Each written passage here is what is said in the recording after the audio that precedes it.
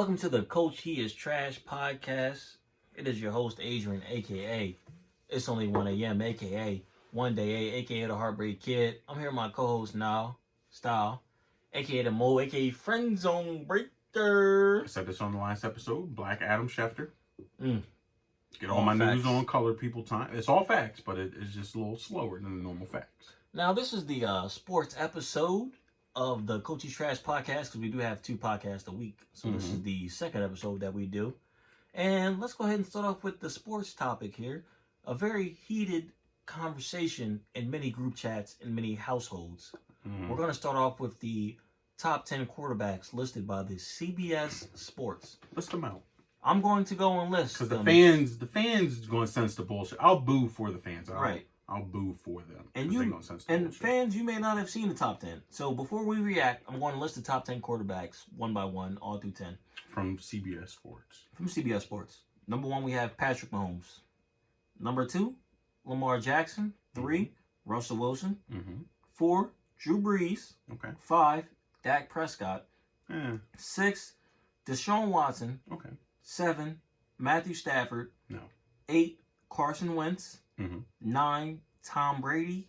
And 10, Ben Roethlisberger. So do you want to go first, or you want me to go first in this topic? Go ahead, you go first. I'll Because go your first. opinion, they're going to know his opinion is not good. Okay. Anyway, here. So the top 10, Matthew Stafford, Big Ben, Roethlisberger. First of all, Big Ben did not play all year. It's kind of hard for me to list Big Ben as a top 10 quarterback for 2020 when he didn't play a snap, or he break his elbow like game 1. Yeah. Big Ben didn't After play all getting year. blown out. After getting blown out, then he faked it. I heard him even break his elbow.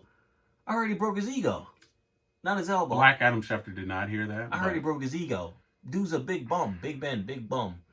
Anyway. And Matthew Stafford, I don't think has had a winning season in like 3 years. So. Broke his back. Couldn't carry the team. How you can't carry the team?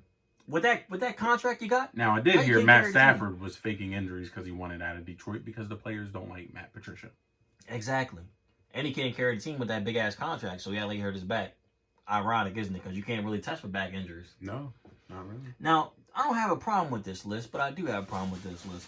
I do think Ben Roethlisberger should not have been on this list. He didn't play all year, so how the fuck is he a top 10 quarterback? Absolutely not. I think Kirk Cousins should have slid in here. Kirk Cousins should be above Ben Roethlisberger. Tom Brady should be 5th, where Dak Prescott is. I don't mind Dak being in the top 10. Tom Brady should be a top 5 quarterback because he's proven it year in, year in. Now, I think Matt Stafford and Ben Roethlisberger should have both fallen out of the top 10 for Kirk Cousins. And if I had to take another top 10 quarterback off the top of my head, Kirk Cousins, who else? I gave you a list earlier today. So I think Mahomes, Lamar, Watson, Wilson. Oh, you know who they're missing? Aaron fucking Rodgers. Right. So if we take out Matt Stafford and Ben Roethlisberger, we can plug in Kirk Cousins and Aaron Rodgers. You know what? My mind just got blown. How do you pick Matthew Stafford over Aaron Rodgers? Aaron Rodgers was just an NFC Championship game with a terrible roster. This is CBS. I don't know who's running this page. Did you guys put this out just for views? I think they put it out just for people to talk about it. We're not talking about get it. people angry. For you to put these guys over Kirk Cousins is one of the best quarterbacks of the last 2 years. He's thrown 58 touchdowns and 16 interceptions. He's 18-12. He's better than Carson Wentz. Carson Wentz has thrown 38 touchdowns and 13 picks. So even though Kirk Cousins has played in 8 more games, he's only thrown 3 more interceptions. I don't get it. It just blows my mind that everybody still sleep on Kirk Cousins. And Aaron Rodgers, of course, because he's not on the list. So, to dispel these Kirk Cousins myths, right? He has a loaded team. Loaded offense, loaded defense. His stats are good, sure. Case Keenum took the Minnesota Vikings to the NFC Championship game. Case Keenum, who is not good at all, took the Minnesota Vikings to the NFC Championship game. Kirk Cousins joins that team with the same exact roster and misses the playoffs. Then he comes back the following season and barely makes the playoffs as a wild card team. Meanwhile, Aaron Rodgers in that same exact division went 13-3 with a bunch of injuries, bunch of players missing, a very thin roster. Kirk Cousins is not a bum by any stretch of the imagination. He is not bad at all. But Kirk Cousins ain't good. He's not good. He can't get the job done. Kirk Cousins cannot get the job done. He's not a winner. He has a great roster, and he still can't get the job done. I can't respect it. I can't put that in the top 10. So you're blaming Kirk Cousins just based on the fact that he has a good roster? I'm blaming Kirk Cousins based on the fact that they were the second seed in the NFC. They went to the NFC Championship game. He joins the roster as the highest paid quarterback in the league, and they lose. What did they lose? Five more games? Who did they lose to in the playoffs? Do you know about the Philadelphia Eagles? And what did the Eagles do? A dominant team. They won the Super Bowl. Exactly. And Kirk came back the next year. He joined their team, and they didn't even make the playoffs. Case Keenum was better than Kirk on the Vikings, apparently. Stats don't prove that, though. Case had a good year. Men lie, women lie, numbers don't. So based on the numbers, you can't put Kirk Cousins. You can't take Kirk Cousins out of the top 10 based on the numbers. Absolutely, you can. He doesn't get the job done. I'd take Matt Ryan over Kirk in the top 10. What was Matt Ryan's record this year? 7-9. But Matt Ryan still has decent stats. You know what he has. He's an MVP. He's a former MVP. I take Matt Ryan over Kirk Cousins. I just don't. Something don't sit right with me about Kirk. So in this one instance, you're taking the eye test. The eye test, yes. Because Kirk, the talent in the eye test is just not there. Okay. So what about people like Johnny Manziel, things like that? What about eye tests like that? I like Manziel. Right. Or Tim Tebow, never got a shot, supposedly. Tim actually couldn't throw, but he still could have been an NFL QB. He was a winner. Johnny Manziel absolutely should have been in the NFL for longer than he was. He just couldn't stop doing coke. So you think the only thing wrong with the top 10 list by CBS is Ben Roethlisberger's in there instead of Aaron Rodgers? Ben and Matt Stafford. So you take Matt Stafford out, replace him with Aaron Rodgers. You take Ben out, and you get in Matt Ryan. Maybe you put in Kirk Cousins by default. The NFL QBs had a bad year, right? You would have to put Kirk Cousins in at 10, I think. And I would still pick Matt Ryan because I just think he's a better quarterback. And I don't even think Matt Ryan's, excellent, but he's just better than Kirk. All the other QBs that are competing with Kirk had a losing year or were a goddamn rookie. Right? I can't put Kyler Murray in the top 10. He only played 1 year. I think it was like 5-11 or something. Yeah, he's 5-11. And then every other QB in the league had a damn losing season, or they were Ryan Tannehill and Garoppolo. I can't put them in the top 10. They didn't throw the goddamn ball. So let's talk. Let's switch over from the NFL real quick. Let's get to the passionate piece that everybody obviously wants to hear about. Let's talk about the NBA returning. What side do you stand on as far as Kyrie Irving and players like that? You go first. What side do you stand on? I stand with Kyrie Irving. I stand with Kyrie Irving and Anthony Davis and people like Steven Jackson, obviously, because they are correct in the fact that I don't stand with Kyrie in the fact that they should have their own league, create their own league. Those contracts are probably unbreakable as far as you creating your own league. I stand with them in the fact that they are 100% right that resuming the NBA season will take away from the Black Lives Matter movement, because the NBA season returning would then flood social media and Facebook, which will take place of the Black Lives Matter posts. Now, I'm sure they could, take a knee or put a fist up before the game, but after that, they'll still play that game and they'll still have highlights. That's why I do like Kyrie Irving's take on that as far as not playing, because you don't even get to show the highlights because no games are being played. You only have to show the Black Lives Matter movement. I think Kyrie is on the right path, but is misguided. I think he has a conviction, but no plan.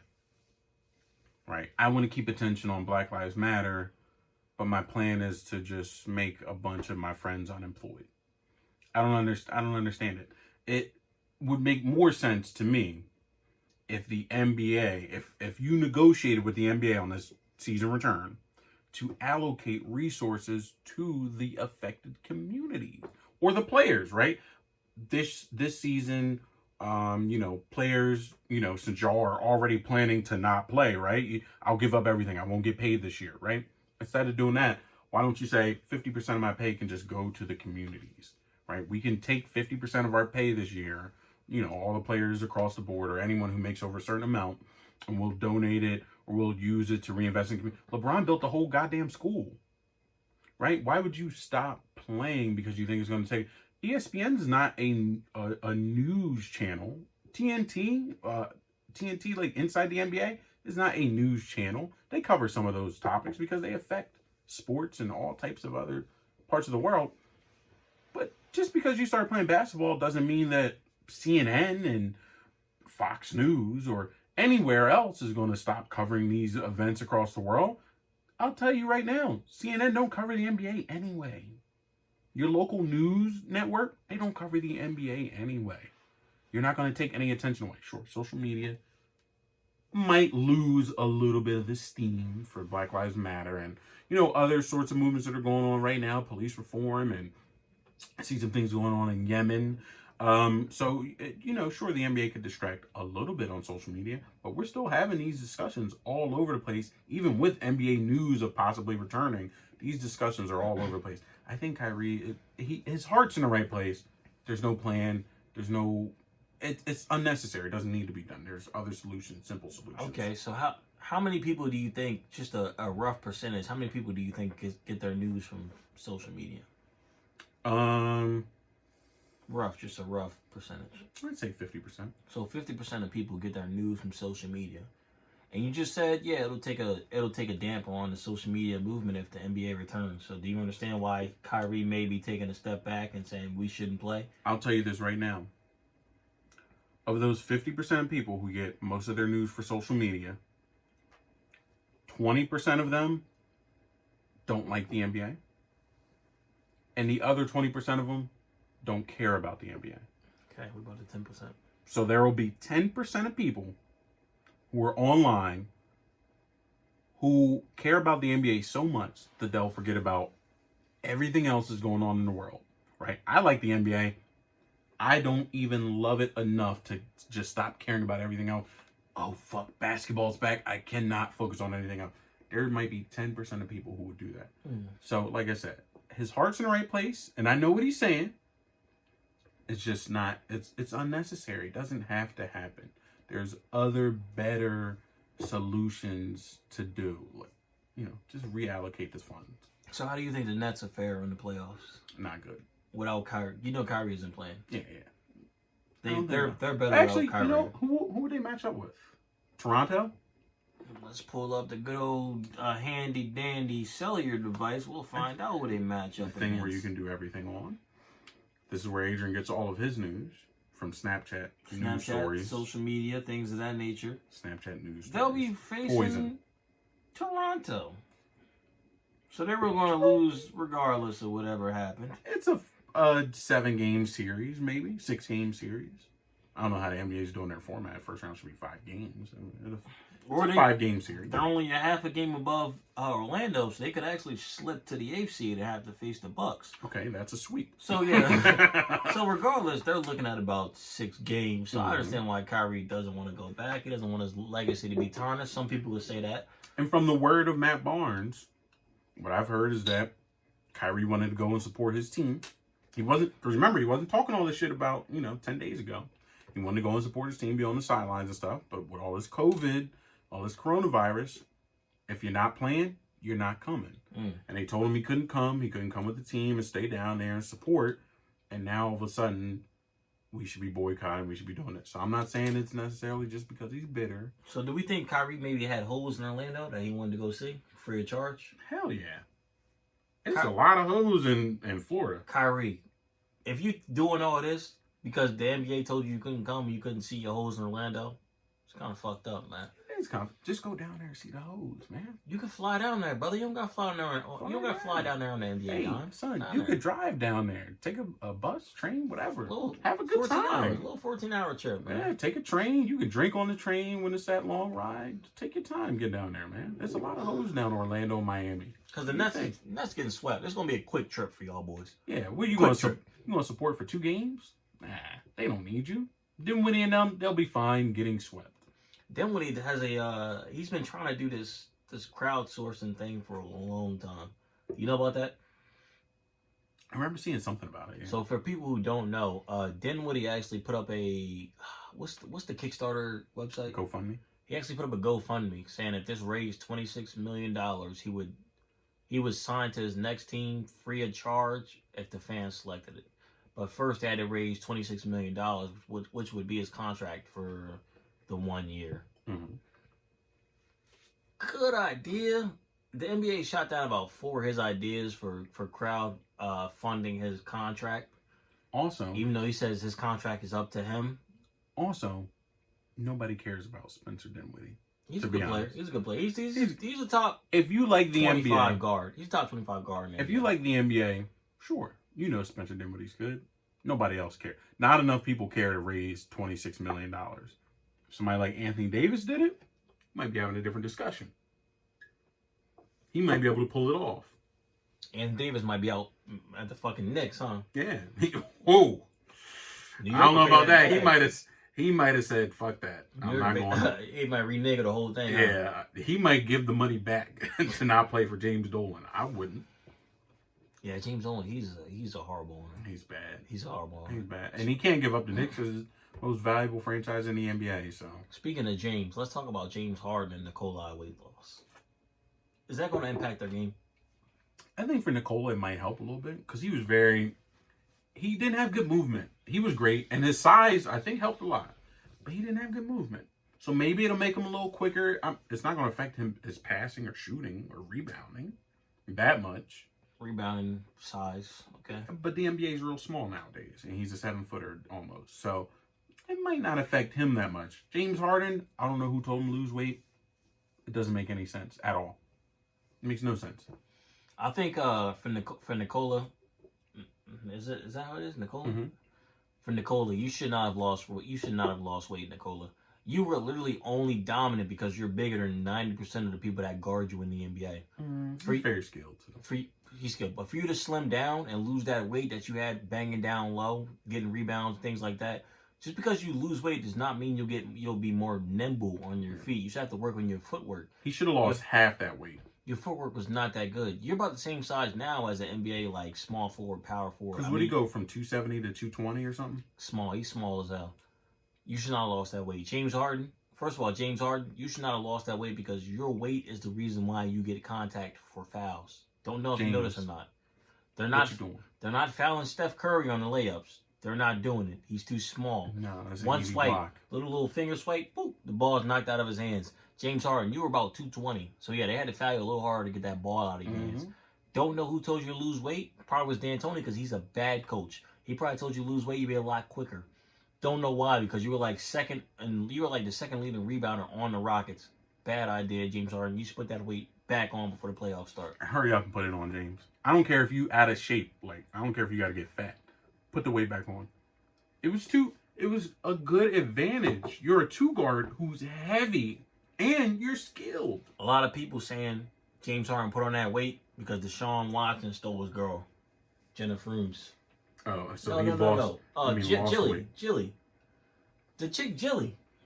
She was fucking with Deontay Murray. Oh, yeah. James Harden, and now she's on Deshaun Watson. She on the come up. You got to respect it. They were saying James Harden was a little suicidal over that. And that's how he lost the weight? That's how he lost weight. Normally it's the opposite. You get a little, depression. You start eating a lot. You get a little fat. Hey, James. There's other girls out here, brother. Don't worry about her. James, put the weight back on, man. So you can go to the hole hard. All the holes. Yeah. You know what I'm saying? Because once you start falling off, them chicks going to fall off you. Yeah, man. Do you want to put up 35 points per game or 25 points per game? And if they fire, they talking about firing Mike. If they fire Mike, James, your career is out the window. I ain't gonna lie to you. Yeah. If a coach make you play defense, you gonna throw a fit. Yes. Yeah, James has been coddled. They said he was a better defender nowadays. He is not. Somebody told that man he was a point guard. They need He to be. played some point guard back in the day. Somebody told that man he was a point guard. They need to be let go. He's a point guard like how Allen Iverson is a point guard. You have the skills to do it, but you like to score. No. Allen Iverson. You like to score. Allen Iverson was a point guard because once he brings the ball up, the coach would like him to shoot that ball and not pass it. Same way James Harden is a point guard. Yeah. You have the skills to be a point guard, but you like to score. And you don't care how you get the bucket. You just want the bucket. Just want the bucket. There's nothing wrong with that. James Harden don't give a fuck how the bucket comes. Half court shot, full court shot, layup, free throw, contested 3-pointer. He can shoot from out of bounds off the inbounds pass. He don't care. You think James Harden can ever lead the team all the way? No. Well, you know what?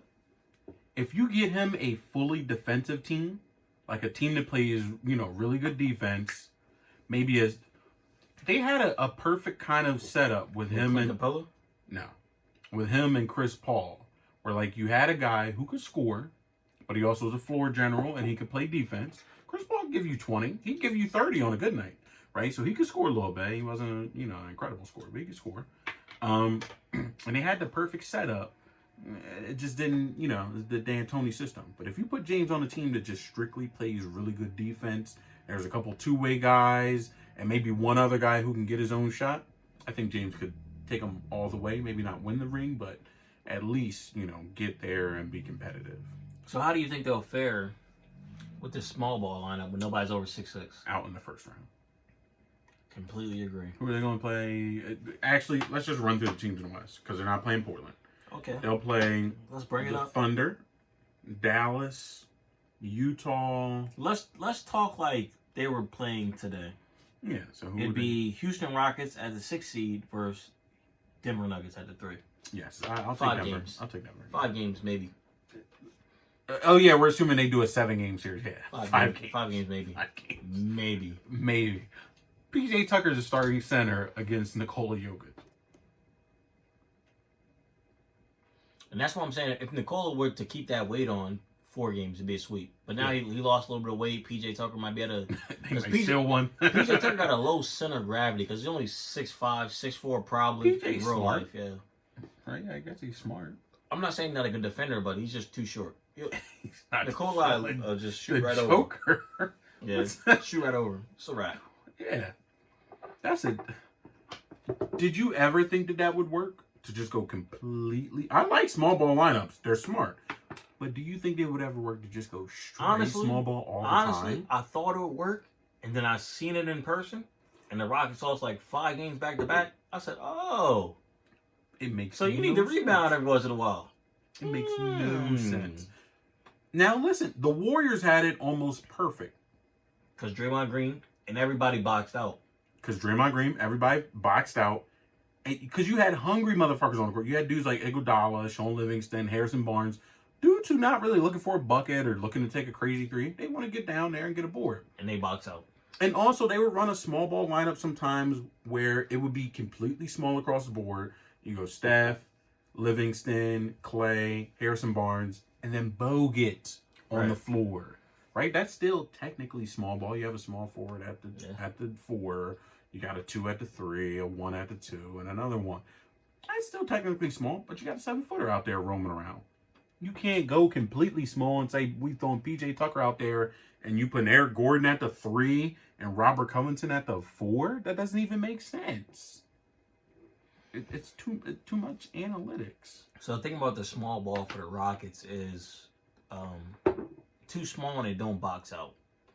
PJ Tucker does box out. Robert Covington, he's not used to boxing out. He did not have to box out in Philadelphia. He did not have to box out in Minnesota. He's just on the floor to defend. He had Cat in Minnesota. He had Taj Gibson in Minnesota. And in Philly, he had big-ass Joel, big-ass Ben Simmons. He's not used to boxing out. Mm-hmm. I know you're saying, oh, he probably boxed out in high school. That does not matter. Your reactions and stuff like that are based on like the last couple days, couple weeks you've played basketball. So if you run boxing out no NBA power forward either. He's not. Robert Covington is not boxing out Paul Millsap or Michael Porter Jr. 6'10". Those dudes are 6'10", 250. And they actually want to get the rebound. Robert Covington just out there, when you're on the free throw line, they say put a body on the shooter. You ain't really boxing them out. You just... And I know a lot of people say, well, they got James Harden, they got Russell Westbrook, two of the best rebounding guards probably in the last 4 or 5 years. I give you that. They are two of the best rebounding guards in the last 4 or 5 years. Them boys don't want to rebound. Their team was letting them get them triple doubles. Hate to be that guy, the conspiracy theory guy.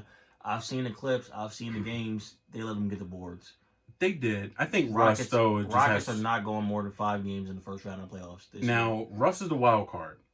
If Russ comes out and he's efficient... He will murder Jamal Murray. He will put Jamal Murray in a grave. Yes. But, because Jamal don't have that much energy. He's not fucking with Russ. Jamal, your girl? We seen the video, brother. She alright. Hey. She did her thing on that thing. Another salute. I'm saluting all night today. Hey. She did her thing on that, brother. But, I think if Russ snaps, so if Russ comes out and he shoots 50%, 45, 48%, they might have a shot. They might be... Because if Russ is shooting 48%, that means he's scoring about 30 a game. James going to get 30. 48%? Russ might have 50. Yeah. Because Russ shoot like 40 and he score about 25. So 50 shots. At 48%, Russ put up 50 shots. Nothing else I can say to you. Yeah, he did put up... Did he put up 40 shots in the elimination game when Paul George shit the bed? Paul was like 3 of 13. Paul was like trash that game. Yeah, and Russ, I think, put up 37 or 40 shots. Because Russ probably said, yo, if you ain't going to play, let me know. And Paul said, I ain't feeling today. Russ said, all right, I'm going to try to put on my back. I can respect that, though. If you go out like that, I can respect that. I don't respect... You're going to see two totally different playoff gladiator mentalities. Because James will go 1 of 10 with 8 turnovers and say, I did all I could. Russ will go 5 of 46 with 14 turnovers. And you can watch tape and say, he was trying. And he'll say, I was on the court doing everything I could to win. Worst game you've ever seen in your life. But he was playing hard. You cannot say he didn't at least try. James will just say, I don't got it tonight. And stay on the court. Court. Ball. Brick. I ain't got it. I'm sorry, I ain't got it. And stay on the court. Don't even say, you know what, coach? Take me out. I really don't got it. I really don't. Westbrook will shoot the brick, get the board, throw it up, brick, get another board, throw it up, brick, and run down, play defense. Miss a dunk. Everything. He'll do everything in the book. Russ, now, I'll tell you what. Russ will never let the Rockets miss 27 threes in a row. That would never happen with somebody like Russ on the team. Russ, a Jedi mind trick that shit into a bucket. Russ don't want to lose. He don't. I saw one clip of Russell Westbrook. He shot a ball and he said something, and the reporter was like, "Why'd you say Kyrie Irving and I missed shot?" And Russ said, "What? I'd never say another grown man name while I'm taking a shot." And I said, "Russ a real nigga." Hey, listen, Russ is a gamer. He's ready to go. He's the only one who can save the Rockets. If Russ snaps, all bets are off. If Russ snaps, they might win a series. Because we've seen Harden snap. Still don't win. Yeah. Well, not in the playoffs. We haven't seen him snap in the playoffs. playoffs. Harden, step your shit up, brother. I'm betting against you. I bet the whole house against you. No disrespect to you because you're a good ball player. You're a good offensive ball player. But I bet the house against you. We know what you're doing in the playoffs. We know you got money on the game. James, you in the bed with the mob. Wink. Wink if you in the bed with the mob. Just tell us, James. Oh, wait. What is it? I don't hear nothing. If he's silent, that means he in. In the bed with the mob. James, listen, just come out and say it. Just say they'll protect you if you say the mob threaten your life. They'll protect you. FBI, CIA, DEA. Let us know. Homeland Security. We need an excuse. We have to excuse your bad games. Let us know, man. That's a fact. I don't want to hate on James Harden, but he sucks in the playoffs. Oh, before we get it, did we talk about the Jameis Winston best quarterback of all time shit? No, we did not. Now that Jameis Winston thing, man. Let me go first here. When Jameis Winston said he was the best quarterback of all time, I had to go back and look at the tape.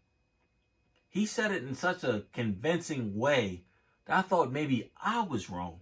You had to look at the tape. I had to look at the tape because a bunch of those interceptions by Jameis Winston, I was like, you know what? Maybe the receiver dropped him and popped him into the cornerback's hand. Because I've never heard a quarterback say he was historically one of the best quarterbacks ever. Mm-hmm. So I had to look back. I think I would let if Jameis popped on my flight and said I could drive this plane, I'm the best flight pilot ever. And the way that he said that quarterback shit, I'll let him fly the plane. You damn right. I might trust him. If I had a gunshot wound, and it don't, I'm not even gonna use Jameis Winston. If a doctor came out there in CER and I was like, I'm bleeding, and the doctor came out and he said, I can fix that. That ain't no problem. I'm gonna say, give me him. Yeah. The other doctor's like, oh, this looks very complicated, sir, and we're gonna have to put you under. We're gonna do. The other doctor says, no, hey, come over here. I got you. That's easy. I'm the best doctor in this hospital. Come here. Let me get him. Let me get this guy. Yeah. I don't have no problem with Jameis' confidence, but he has to know that what he said is ridiculous, right? You have to know what you got to know what you said is ridiculous, but still believe it anyway. You asking me how? This comes from a man who said he could tackle Cam Newton. I think if Cam Newton give me 20 tries, I'd tackle Cam Newton down to the ground. No, right now. He would break your arm on the first attempt. Cam, you ain't got no job, but you got to lose. Cam, please prove him wrong. We can wear rugby pads, NFL pads, Cam, whatever you want to do. This man wrong. But still, you know in your heart it's ridiculous, but you believe it anyway. And that's what gives you the confidence to possibly pull it off. Jameis Winston, same way. Hey, Drew Brees get hurt. I can see Jameis having a good year under Sean Payton. With the ball out. I can see Jameis snapping with Sean Payton. Absolutely going crazy. 5,000 yards. Oh, Michael Thomas? Fuck yeah. Michael Thomas, Ted Gent's on the team, right? Emmanuel Sanders.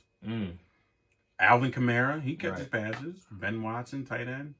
I can see Jameis going crazy on the Saints. He might be their QB of the future, to be honest. So what do you think about Mike? You've heard the Mike Gundy thing, right?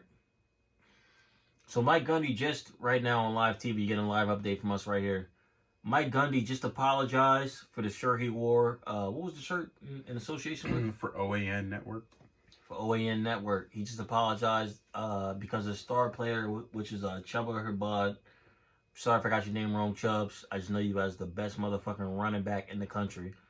Said he was not going to suit up if things did not change. Do you feel like that apology was... And I'm sorry to bring this up. Before you speak, I'm sorry to bring up all the Black Lives Matter stuff, but it is really important to speak on because now things are finally starting to be the way they always should have been when the shit started. People are being educated. And a lot of these people, and that's why Kyrie said he did not want to play in the NBA because he wants the world to see how much black athletes affect these leagues. Neither here nor there. Black people have been a huge part of America's economy for a long time. Right. Okay. So how do you feel about him apologizing? I know what people are going to say. Oh, it's the First Amendment. You can say whatever you want. You can believe whatever you want. You can have political beliefs, blah, blah, blah, blah. That's true. But what people forget about the First Amendment is that it only protects you from persecution. You can't be arrested. You can't be arrested for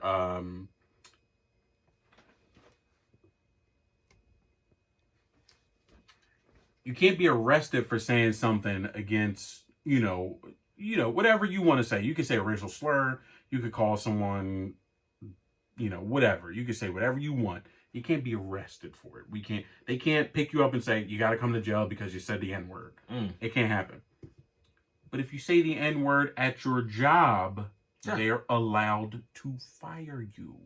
If you say the N-word at the DMV, the clerk is allowed to kick you out. If you say a racial slur at a restaurant and another table hears it and complains, the owner or the manager on duty is allowed to kick you out. So what are you saying there? Freedom of speech is not freedom of consequences, right? So OAN is not just some news network, right? Mike Gundy wasn't wearing, Fox 25 down in Oklahoma State, right? He was wearing a news network that spreads severe right-wing propaganda and conspiracy theories. They don't spread real information, right? They're the ones who put out the story that the president of the United States retweeted that the old man who got pushed down in Buffalo may have been a 75-year-old. That was nuts. Antifa undercover agent who was, sent in to overthrow the fucking police department or whatever. Right? They're not like a real news. It's like if someone wore a shirt that said InfoWars, you'd be like, they spread like, racist and sexist propaganda and stuff. It's not an actual news source, right? If you wore a CNN shirt, if you wore even a Fox News shirt, even though they're, just as much propaganda, but if you wore a Fox News or CNN shirt or something that's technically news. Your players will feel some way about it. They might feel some way about it, but I don't think you'd have that much pressure. People would just say, he's a conservative, he watches Fox News. Or he's a conservative, or he's a, liberal and he watches this. He watches MSNBC, right? I don't think your players would be that upset because it's whatever. It's whatever your preference is. You vote a certain way. You like a certain sort of politics. OAN? No. Straight up conspiracy theory, fake news, like real life fake news. So I think the apology is totally fine. It's acceptable. He should have done it.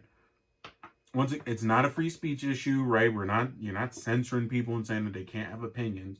You just can't have opinions that are not even factual. You can't say, I support this news network who wants to incite anger and fear and racial propaganda, like, evil propaganda. Don't do that to your players because they have the right to free speech as well. They can say, I don't want to play for a guy who goes against my beliefs. That's also a part of free speech. You think the NCAA would grant them some type of transfer? No, but I think they would let them normal transfer. I think they'd let them normal. The NCAA, because then anybody could. Imagine you had a good year last year at fucking Maryland, right? You had a good year, and the NCAA says, well, we grant special waivers if, your coach's political beliefs, or your social beliefs go against your thing. You say, well, fuck, I'm going to Ohio State. Yeah, I snapped last year. Urban Meyer ain't coach over there anymore. No, but you'd be like, I snapped last year. I'm going to Notre Dame now. Shit. Catch me if you can, motherfucker. Yeah, I'll transfer right. The coach, he voted for Trump. I'm out. I'm going. You might even lie. Oh, he voted for Obama back then? No. I was a Mitt Romney guy. I'm going to Notre Dame. Nope, fuck it. Right? So, like, the NCAA would never help out. They don't help out with anything. Except for, I guess they're not blocking his college football likeness and, players making money off of some of that stuff nowadays. Now, I think college football players being able to sell their likeness is a good thing. But for me, I think it'll help the mid-majors more because people that go to Oregon State or go to, mid-majors as far as out of the Power Michigan 5 or something. Yeah, out of the Power Boise 5. State. If you're putting up big numbers in your freshman year, sophomore year, ESPN is going to put you on TV. Mm-hmm. You're going to be able to sell that likeness at a higher rate. Do not go to a Power 5 conference if you do not think you're ready for that. It's going to turn into like NCAA basketball, which is cool with me because you would have more parity. You'd spread things out. I'm tired of seeing Alabama every year in the college football playoff. I'm tired of seeing Ohio State. Clemson, I'm actually a little cool with because they kind of group it together well. But I'm tired of seeing Ohio State, Alabama, Oklahoma. I'm tired of seeing all these teams over and over and over again. I want to see a team rise up, right? I remember one of the most thrilling college football seasons when I was a kid was when Graham Harrell and Michael Crabtree were setting the earth on fire. At one point, I think they were the number 3 team in the country after they beat Texas. Like, that's entertaining to me in college football. It's very entertaining. So, like you said, it might spread it out, right? The top QB in the nation, instead of going to Alabama and having to sit for 2 years because they want to win a national championship, he might be able to go to fucking University of just plain Ohio and the MAC conference and ball out. He's still going to go to the league. SEC, Vanderbilt, Ole Miss. It's a lot of, you get like a 3-star recruit to go there. Bring Virginia Tech back. Like, you could go Georgia Tech. Like, you could find a school who's not, like, on the radar trying to win championships every year and you have to wait and get your turn and all this. And a lot of people will say, oh, this gives an unfair advantage to the major schools. It does not. If you're second string at Alabama and you're a junior, you could have been first string your freshman year at Ole Miss and made as much money and made more money by now than you waiting 2 years to play Alabama. Nobody's buying your jersey or your stuff if you're sitting on the bench. Yeah. It literally helps every school. Think of a school like Texas. Everybody wants Texas to be good again. I want Texas to be good again. I'm not a Texas fan or anything. This will help schools like that because they could take the second string Alabama quarterback. He can slide over to Texas, do what Jalen Hurts did for Oklahoma. And just because you're a fourth or third string does not mean you're not as good as a fifth string. That just means you did not have as much exposure as that fifth string did. Mm-hmm. A lot of people grow up 8th grade and on and stuff like that, going to certain camps and going to certain places just because of the places they live in. Mm-hmm. If you live in California, obviously you're going to be a higher prospect because you face better talent. But we know guys in Delaware. I know a few guys in Delaware. Andre Patton, Chris Godwin was one of the best wide receivers in the league. Delaware has a lot of talent, but we just don't have the exposure. Mm-hmm. There's nothing wrong with being a lower star and going to a lower school. No, yeah. Go where you can go. And since the likeness rules are coming out, I think it's Florida and California now. Did anybody else join? 2022, Florida will be there and California. Yeah, Florida and California. I think North Carolina was on the track to do it or something. They'll all be there. They'll all be there. Eventually. If they don't sign, they'll lose all their stars to those states. Yeah, because imagine California and Florida. Those are two huge states and for they college have football. 20 fucking schools that play football there. Yeah, this is a key move because imagine your choices are fucking University of Michigan, Ohio State, Miami, the U. And Florida A&M. Yeah, Florida A&M. Right? You like, I'm a beast no matter where I go. But I can go to the U and actually make money while I'm in school. You're going to pick the U. Or you're going to pick Florida A&M. Yeah, you're going to pick Florida A&M. Right? The recruiting game's going to be fucked up if you got a kid who's like, Florida A&M is on the same level as Michigan and Ohio State for me to choose. Until all the money coming into play. Yep. All the states going to have to... imagine you like USC, Stanford, or University of Oregon. I'm going to USC because not only is it still a big school, but I'm also going to make a shit ton of money off of my likeness. USC has been good for a while, but they're ready to come up. They're surging for a comeback. These schools, USC, Texas, UCLA, UCLA, the U, all these Florida State, these schools with these new rules, they about to come up, and I'm here for it. I want to see these schools come back up. It's a shame schools like UCLA, USC are good every year, but it's teams like Notre Dame who somehow are in the top 10, top 25 every year, and they fucking suck. Notre Dame play a very good schedule, a very loose schedule. When is the NCAA going to get rid of that independent league shit? For Notre Dame, they made a deal with the NCAA to keep them off their asses where they play like 5 ACC teams a year. ACC is not good. They're not anymore. But when they made the deal like 4 years ago, ACC was pretty good. So they play for the conference teams. Yeah, so they play they had to play Florida State. Who else? Miami. They playing like Miami, Florida State, Boston College. Was Florida in the ACC? No. But they would play like Florida State every other year, Miami a year, Boston College, Wake Forest a couple years. Yeah, you rotate the teams in and out. Louisville, I think they lost Lamar Jackson one year. Right, so and Teddy Bridgewater. So you rotate them in and out, and they made a deal. And say is like, well, you technically play a conference schedule, but not really. And they play like USC and they play Michigan. So the NCAA is like, well, you guys play a couple of teams here, a couple of teams there, a couple of power conferences, and it all works out. And it all works out. Other than that, do we have anything else to speak about here? No. For the MLB fans who watch the show, next week the season's not happening. It's not happening, but next week for sure we'll talk about that MLB breakdown as far as them trying to dick the MLB on everything they can. They're trying to take everything from the MLB. Other than that, we'll see you next week. Tune in to the sports episode, baby.